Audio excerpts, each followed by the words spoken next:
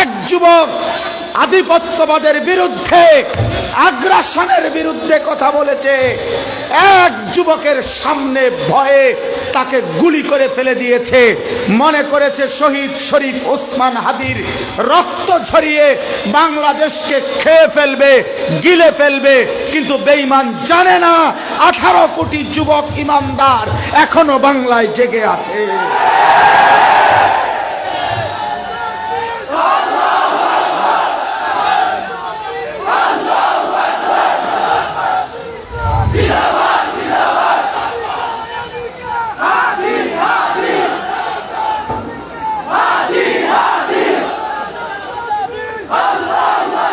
হ্যাঁ যুবক, এমন বাঁচা বাঁচো, মরলে এমন মরা মরো।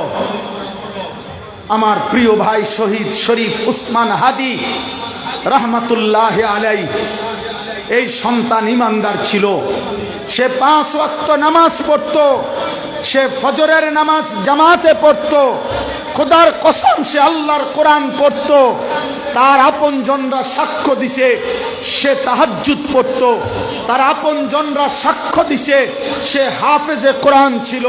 তার বাবা আলেম ছিল, তার ভাই আলেম, সে নিজে মাদ্রাসায় পড়ছে, সে আল্লাহর কোরআন পড়তে পারত, সে রসুলের হাদিস শুদ্ধ উচ্চারণ করত, সে পর্দা মানত। তার স্ত্রী পর্দানশীল। তার কোলের মাসুম বাচ্চাকে ফেলে মাতৃভূমির আজাদির জন্য দেশপ্রেম আর ইমানের চেতনা একত্রিত করে এক যুবক একাই প্রমাণ করেছে, আমি একাই বাংলাদেশ, আমি একাই স্বাধীনতা, আমি একাই সার্বভৌমত্ব।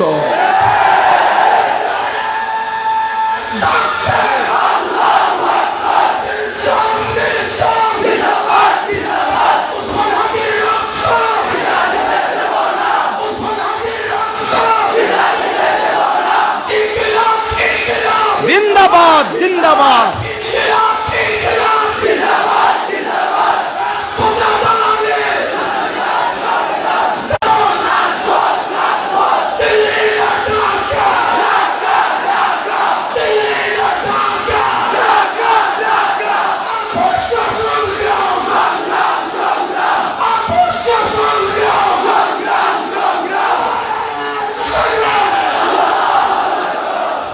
তোমাদের কাছে অনুরোধ যুবক, মুসলমানের নওজওয়ান ইমানদার যুবক, এই যুবক ভিতরে ইমান ছিল, ওর ভিতরে দেশপ্রেম ছিল। ইমান এবং দেশপ্রেমের সমন্বয়ে সে বলেছিল যে আমি যদি 5000 ভোট পাই, আমি যদি 5500 ভোট পাই, তারপরও আমি নিজেকে ভাগ্যবান মনে করব। সে চেয়েছিল 500 ভোট, সে ছিল 5000 মানুষের ভালোবাসা। আসমানওয়ালা মালিক বলে, আমি তোকে দিলাম 18 কোটি মানুষের ভালোবাসা। চা, আমি তোর দোয়া হুবহু কবুল করলাম। সে মালিকের কাছে যেমনে চাইছে, মালিক তাকে শাহাদাতের মৃত্যু দান করছে। সে বলছে, আমাকে যদি গুলি করা হয়, আমার হত্যাকারীর যেন বিচার হয়। সে বলছে, আমাকে যদি হত্যা করা হয়, গুলি করা হয়, আমার বাচ্চাটার দিকে দেখো। সে বলছে, আমি যদি মরে যাই, আমার সন্তান লড়বে, সন্তানের সন্তান লড়বে, প্রজন্ম থেকে প্রজন্ম আমরা বলেই যাব, আমরা ভারতীয় আধিপত্যবাদ মানি না। আমরা আজাদি চাই। আমার পূর্বপুরুষ আজাদি এনেছে, আবার আমরা রক্ত দিয়ে আজাদির হেফাজত করব ইনশাআল্লাহ। রাজি নওজোয়ান সব যুবক দাঁড়ায় বলো ইনশাআল্লাহ। আজাদি না গোলামি।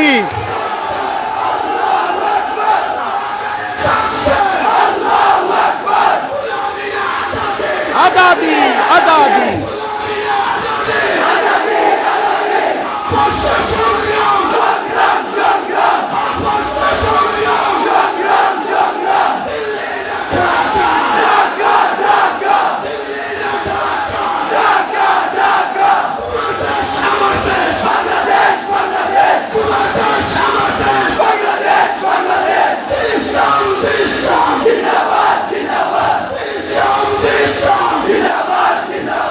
বসো।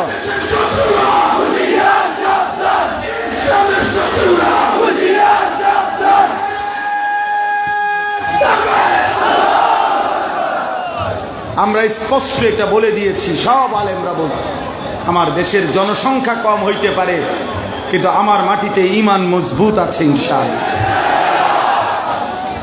আমরা আশাবাদী। লক্ষ লক্ষ যুবক, কিশোর, নওজোয়ান, ওরা এক ওসমান হাদির রক্ত দেখে, এক ওসমান হাদির গুলি দেখে ওরা ভয় পাবে না, বরং নতুন করে গুলির সামনে বুক পাততে ইনশাআল্লাহ তৈরি হবে। ইনশাআল্লাহ, ইনশাআল্লাহ। তোমরা ফজরের নামাজ পড়ো, তোমরা আল্লাহর গোলামি করো, চরিত্রহীন হইও না আব্বা। তোমরা একটা বার দেখো, আমি আবারও বললাম, যুবক ছেলেরা, এক যুবক 33 বছর মাত্র তার বয়স, আমার দেশের এই অঝরে কাজ। আমার 75 বছর বয়স্কা মা, আমার আম্মার বয়স 75 বছর, মা আমার একদম অসুস্থ, মাহজুর, মা কিচ্ছু বলতে পারে না, আমার স্মৃতিশক্তিতে অনেক কিছুই এখন নাই। আমার সেই মা যে কোনোদিন খবর দেখে না, কিচ্ছু বুঝে না, আমার আম্মা আমারে আজকেও আসরের পরে, মা আমার 75 বছর মা আমারে বলতে, ফুট ফোলাগার কি সে ফুট পরে মানলো কা। তাহলে 75 বছর বয়স্কা মায়ের চোখে যদি পানি ঝরে, মাসুম বাচ্চার চোখেও যদি পানি ঝরে, মরলে এমন মরাই ময়ূর, একটা চটপুটি আর একটা বুট বাদাম, একটা নারীর হারাম প্রেম। আমার আব্বা, এমন সুন্দর জীবন নষ্ট করে দিও না। পৃথিবী তোমারে মনে রাখবে না রে বাপ, কোনো পাপীকে পৃথিবী মনে রাখে না রে বাবা। নাফরমানকে পৃথিবী সম্মান করে না, পাপীকে পৃথিবী দাম দেয় না, কোন নাফরমান পৃথিবীতে স্মরণীয় হয় না। ফেরাউন এই নাম পৃথিবীর মানুষ কোন কুত্তার নামও রাখে না। নমরুদ এই নাম পৃথিবীর মানুষ কোন কুত্তার নামও রাখে না। আবু জাহাল এই নাম পৃথিবীর মানুষ কোন কুত্তার নামও রাখে না। আবু লাহাব এই নাম পৃথিবীর মানুষ কোন কুত্তার নামও রাখে না।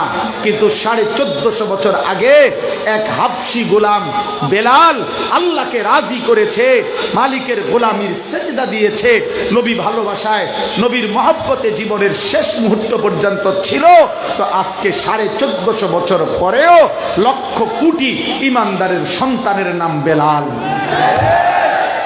পৃথিবী তারে মনে রাখছে, মনে রাখছে কিনা কথা বলে না? বেলালকে পৃথিবী মনে রাখছে। তুমি এমন হও, রাজি ইনশাআল্লাহ? চরিত্রহীন হইও না। আজকের থেকে নিয়ত করো, ফজরের নামাজ পড়বো ইনশাআল্লাহ। নিয়ত করো, ভালো হবে ইনশাআল্লাহ। দেখবা তোমরা পারবা, তোমাদের হাতে আগামীর পতাকা উঠবে ইনশাআল্লাহ। আমগরও সবাই বলছে, বলে প্রত্যেকদিন সাবধানে থাকেন। আমি বলছি অসাবধানে থাকলেও মরে যাবে, খালাস শেষ, মৃত্যুই যার তো ফায়সালা, মৃত্যুই যেহেতু শেষ, অতএব এটারে ভয় করে আর কি না। হযরত খালিদ ইবনুল ওয়ালিদের আরেকটা কথা বলি যুবক। হযরত খালিদ ইবনুল ওয়ালিদকে পারস্যের সেনাপতি রুস্তম, হযরত খালিদ ইবনুল ওয়ালিদ 40,000 সৈন্য নিয়ে পারস্যের বিরুদ্ধে, ইরান তখনকার যুগে বলতো পারস্য সাম্রাজ্য, তো ওই পারস্য সাম্রাজ্যের বিরুদ্ধে যুদ্ধ করতে গেছিলেন। তখন পারস্যের সেনাপতি রুস্তম হযরত খালিদ ইবনুল ওয়ালিদকে জিজ্ঞেস করছিল একটা কথা, যে খালেদ, তুমি একটা সেনাপতি, তুমি 40,000 লোক নিয়ে আসছো আমাদের পারস্য সাম্রাজ্যের বিরুদ্ধে যুদ্ধ করতে। তুমি কি জানো আমাদের সৈন্য কি পরিমাণ? তুমি জানো আমাদের শুধু নিয়মতান্ত্রিক পারস্যের সেনাবাহিনীর সৈন্য হলো 10 লাখ, 10 লক্ষ। কাজে 10 লক্ষ সেনাবাহিনী নিয়ম মাফিক আমাদের আছে। এই 10 লক্ষ সেনাবাহিনীর মোকাবেলায় মাত্র 40,000 লোক নিয়ে তুমি কোন বিবেকে, কোন বুদ্ধিতে যুদ্ধ করতে আসছো? আগে এইটা করো, যুদ্ধ পরে। বুঝেন নাই কথা? তোমার বিবেকটা কি? তুমি কি নিয়ে আইলা? 40,000 নিয়ে আইলা 10 লক্ষের বিরুদ্ধে যুদ্ধ করতে, তোমার আকলে কুলাইলো কেমন? প্রিয় ভাই, প্রিয় বাবা, প্রিয় নওজোয়ান, সেদিন আল্লাহর নবীর এই সাহাবী খালিদ ইবনুল ওয়ালিদ, আরব দেশের প্রবাদ বাক্য আছে, আজাজাতিন নিসাউ আইয়ালিদিনা মিসলা খালিদ। আরবের মানুষ বলে খালেদের মতো আরেকটা সন্তান জন্ম দিতে আরবের নারীরাও আজ অক্ষম। এমন আরেকটা খালেদ আরবের বুকে জন্ম নেওয়াও কঠিন, এমন সাহসী ছিলেন তিনি। তিনি বলছেন, রুস্তম শোনো, আমি জানি তোমার বাহিনী 10 লাখ, আমি এটাও জানি আমার বাহিনী 40,000, অনেক ব্যবধান, এটা আমি জানি। তবে তোমার সৈন্য আর আমার সৈন্যের মধ্যে একটা মৌলিক পার্থক্য হইল, রুস্তম মনে রাখবা, তোমার 10 লক্ষ সৈন্য যুদ্ধের ময়দানে বাঁচতে যে পরিমাণ আগ্রহী, আমার 40,000 সৈন্য মৃত্যুবরণ করতে, শহীদ হতে তার চাইতে লক্ষ কোটি গুণ বেশি আগ্রহী। তোমার 10 লাখ সৈন্য বাঁচতে চায় যে পরিমাণ, আমার 40,000 সৈন্য মৃত্যুবরণ করতে চায় তার চাইতে বেশি পরিমাণ। এই তখন তিনি বলছিলেন, মৃত্যুকে যারা ভালোবাসে তাদেরকে হারানো যায়, তাদেরকে হারানো। এবং শেষ পর্যন্ত পারস্য বিজয় হয়েছে, রোমও বিজয় হয়েছে, সারা বিশ্বময় কালেমার পতাকা উড়েছে। এবং আবারও আল্লাহ রাসূল সাল্লাল্লাহু আলাইহি সাল্লাম বলছে, ইসরাফিল ফু দিতে যদি আর একদিনও বাকি থাকে তাহলেও শুনবা, নবীজি বলছেন দাজ্জাল বের হবে, মাহদী আসবে এবং দাজ্জালের পতন হবে, মাহদীর বিজয় হবে। আর একবার ইসরাফিলের ফুর আগে পৃথিবীময় কালেমার পতাকা, সারা বিশ্বে মুসলিম খেলাফত আবার প্রতিষ্ঠিত হবে ইনশাআল্লাহ। এটা নবীজির ভবিষ্যৎবাণী, এটা বিফল হবে না। অতএব আগামীর বিপ্লব হবে, আগামীর ইসলাম পৃথিবীময় উড়বে। কিন্তু দেখার বিষয় হলো, যুবক তুমি কামে লাগবা কিনা। লোক যা নেওয়ার আল্লাহ তা তো নিবেনি, কিন্তু তোমাকে নিবে কিনা এটা হলো দেখার বিষয়। নবীজি সাল্লাল্লাহু আলাইহি সাল্লাম তো সেদিন মক্কায় আবু জেহেলকেও দাওয়াত দিছে, আবু বকরকেও, আবু লাহাবকেও দাওয়াত দিছে, ওমরকেও। আল্লাহ বলছে, বন্ধু আমি আবু বকরকে নিলাম, আবু জেহেলকে নিলাম না, আবু লাহাবকে নিলাম না, ওমরকে নিলাম। অথচ আবু বকর, ওমর, আবু জেহেল, আবু লাহাব, খুদার কসম 4 জনই কুরাইশ বংশের, একই বংশের লোক, একই বংশ। কিন্তু আল্লাহ বলেন, আমার ইচ্ছা আমি একজনকে নিলাম, আমি একজনকে নিলাম। যেই নবীর হাতে এত লোক কালেমা পড়লো, সেই নবীর হাতে আবু তালেব কালেমা পড়লো না কেন? যে ইব্রাহিম নবীর হাতে এত লোক কালেমা পড়লো, সেই ইব্রাহিম নবীর হাতে ওনার আব্বা আজর কালেমা পড়লো না কেন? যেই নূহ আলাইহিস সালাম 950 বছর কালেমার দাওয়াত দিলেন, অনেক লোক ওনার হাতে কালেমা পড়লো, ওনার হাতে ওনার ছেলে কেনান কালেমা পড়লো না কেন? তা আল্লাহ বলেন, দাওয়াত তো দিবেন আপনি, কিন্তু লোক নেব আমি। লোক নেবে কে? বলে না কে? আল্লাহ। এই জন্য ইমান দেব কাকে, দেব না কাকে, হেদায়েত দেব কাকে, দেব না কাকে, আমার দিন বিজয়ের জন্য নেব কাকে, নেব না কাকে। আল্লাহ বলে, বন্ধু এটা আমার ফয়সালা, আমি বা পছন্দ হইলে নেব, আমার মন না চাইলে আমি নেব না।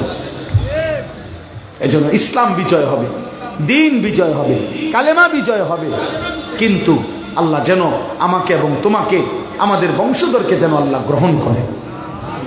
দোয়া করবা ইনশাআল্লাহ, নিজের জন্য দোয়া করি, নিজের জন্য, নিজের প্রজন্মের জন্য, আগামীর জেনারেশনের জন্য। হাদি এটা বলে গেছে যে আমি লড়বো, আমার সন্তান লড়বে, আমার সন্তানের সন্তান প্রজন্মের পর প্রজন্ম লড়বে, প্রজন্মের পর প্রজন্ম লড়বে। আল্লাহ নবী সাল্লাল্লাহু আলাইহি সাল্লাম দোয়া করছিলেন, আল্লাহ আমার আনসারীদেরকে মাফ করে দেন। নবীজি এরপরে বলছে, আল্লাহ আমার আনসারের ছেলেদেরকে মাফ করে দেন। এরপরে নবীজি বলছেন, আল্লাহ আমার আনসারের ছেলেদেরকে মাফ করে দেন। এভাবে আল্লাহ নবী দোয়া করতে থাকছেন।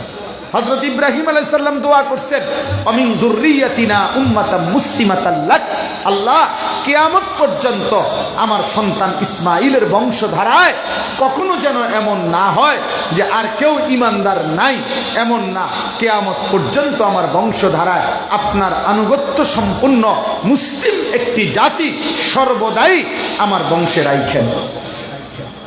এটা ইব্রাহিম নবী দোয়া করছে। আল্লাহ আমাদেরকে কবুল করেন। এই শেষ কথা হলো, বলে বান্দা পরীক্ষা না নিয়ে আমি কোনো দাবিদারকেই ছাড়বো না।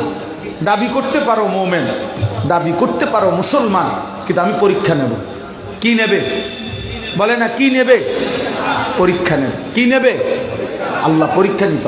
ওয়ালাকাদ ফাতান্নাল্লাযীনা মিন ক্বাবলিহিম, আল্লাহ বলেন পূর্বেও যারা ঈমানের দাবি করেছে, ঈমান এনেছে, আমি তাদের পরীক্ষা নিয়েছিলাম।